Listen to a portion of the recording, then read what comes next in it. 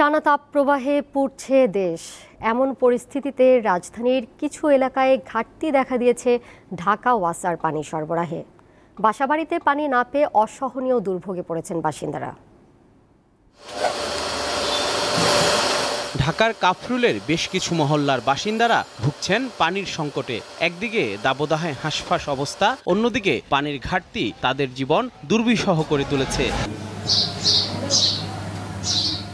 গরম থেকে স্বস্তি পেতে যখন গোসল করা বা হাত মুখ ধোয়ার প্রয়োজন পড়ছে, তখন পানির এমন সংকটে ভুগতে হচ্ছে অনেককে। রান্নাবান্নায়ও সমস্যায় পড়তে হচ্ছে, নানা পাত্রে ধরে রাখতে হচ্ছে পানি।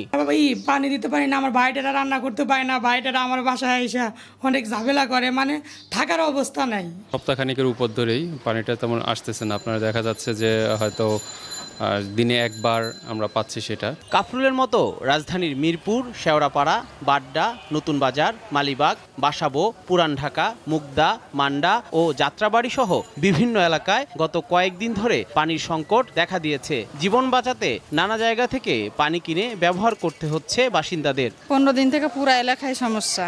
আমি এখান থেকে পানি আনছি, ডেলি পানি আনা লাগে। পানি নাই, এখন ওয়াসা নাকি পানি দিচ্ছে না, আর ওনারাও পানি পাচ্ছে না। পানির সংকটের পাশাপাশি কিছু এলাকায় অপরিষ্কার পানি পাওয়ার অভিযোগ মিলেছে।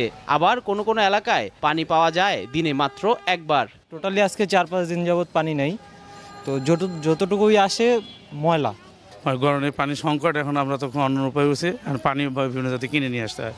ওয়াসার লাইনে পানি সরবরাহ কম থাকায় আলাদা মোটর দিয়ে পানি টেনে চাহিদা মেটানোর চেষ্টা করছেন এলাকাবাসী। খুব দ্রুত পানির সমস্যা দূর হবে বলে প্রত্যাশা সংশ্লিষ্টদের।